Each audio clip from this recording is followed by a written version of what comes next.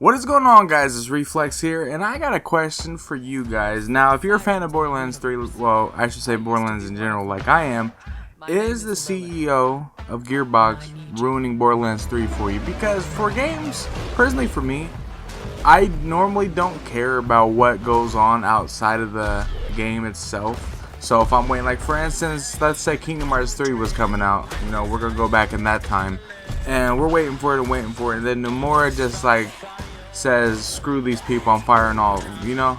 The game's coming out, but then you hear that. Now that's not the exact same deal, that's an exaggerated thing, but just imagine that. Is that going to bother you?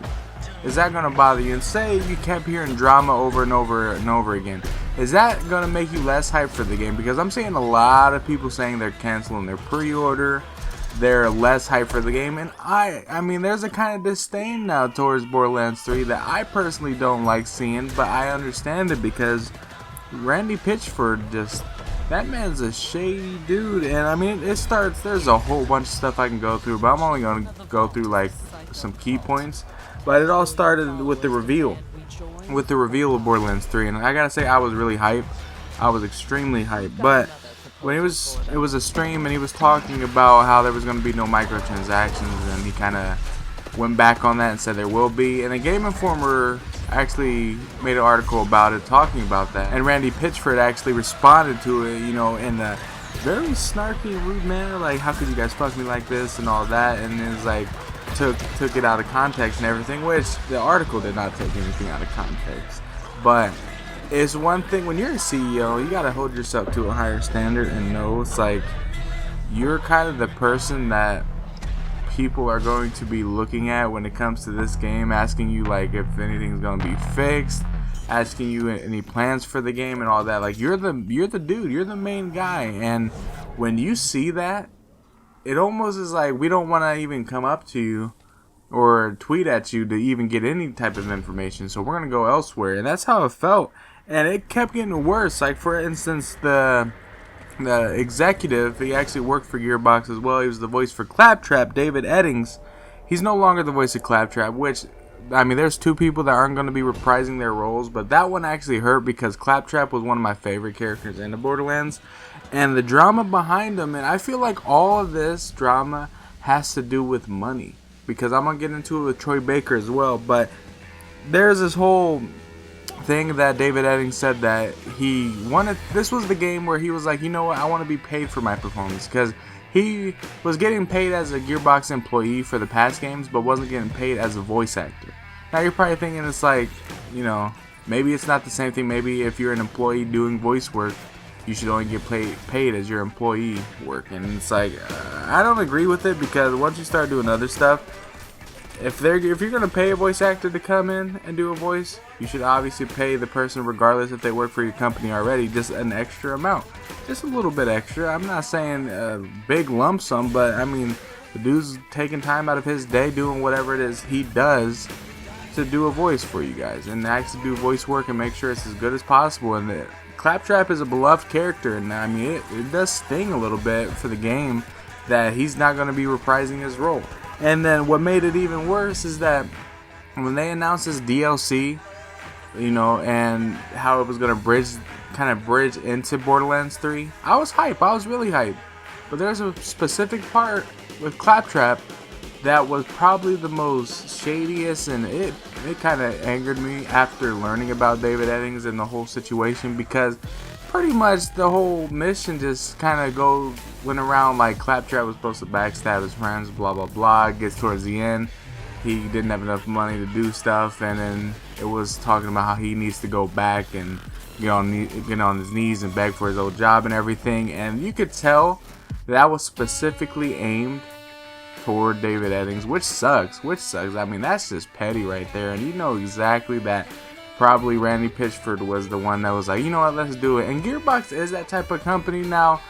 I mean, I think normally it's more jokes, but I feel like there's a lot more throwing shade in Gearbox games than most games, and I think that's honestly just because Randy Pitchford, I'm not trying to derail his name, but it just gets even worse, and there's so much stuff, but we'll just go with one more and it's the Troy Baker drama. Obviously, he's the voice of Reese or Rise, however you want to pronounce it, but it's called, I think his name is Reese in the game. I didn't play Tales of Borderlands, I only seen it, but I played like maybe one episode, partly. I didn't even play the whole thing, but it was cool that he was going to be appearing back in the game, and I was like, well, at least we'll get Troy Baker to do the voice again. And then people asked if he was going to be actually voicing and reprising his role in Borderlands 3, and Randy Pitchford responded that, well, first off, he said no, he said he wasn't, you know, and then later he said that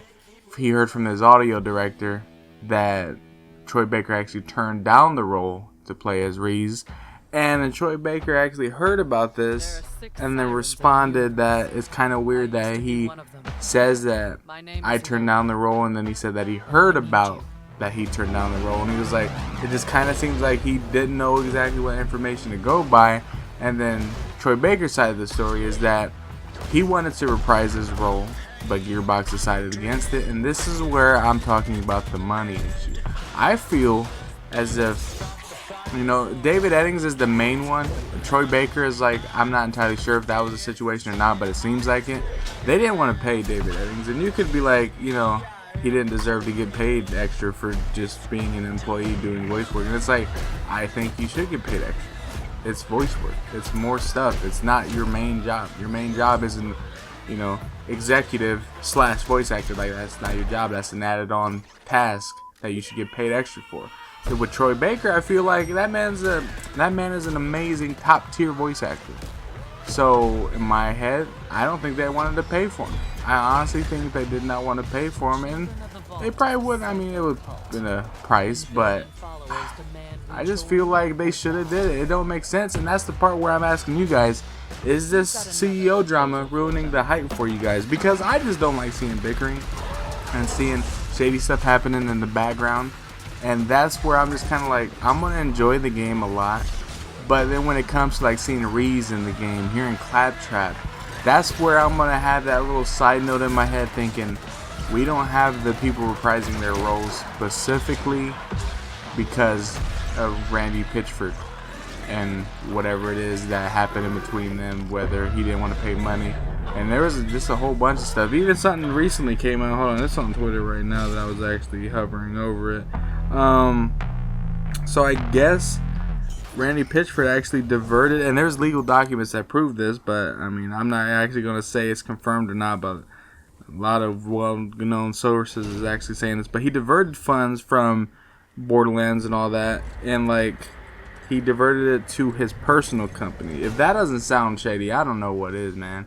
And I'm gonna, like I said, when I play this game, Borderlands, when it comes out, when Borderlands 3 actually drops, if I find any actual like missions where it throws shade at either Troy Baker, at David Eddings again, it's gonna be like a sour taste. Like, I might not enjoy the game just for that, and that's where the main point of the video comes from. Is he ruining the game? Is he gonna ruin the experience? Because he's out there bickering with fans, like just Game Informer, voice actors, old former employees. Like, he's just bickering with everyone and making it just so bad when it's like, you're the main dude that people go to when asking about this game.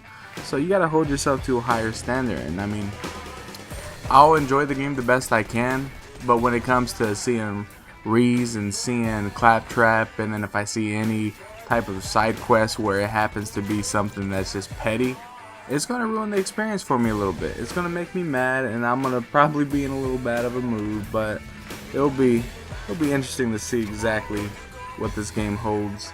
Hopefully the drama stops, because I really am looking forward to this game. But it's making it hard to be hyped for it just with all the drama. But let me know what you guys think down below, what your opinions are about this. Are you still hyped for the game regardless? Is it a little bit of a sour taste when you're waiting for it? Just let me know. But if you guys did enjoy this video, leave a like, subscribe, and you guys know the drill. I will see you guys later.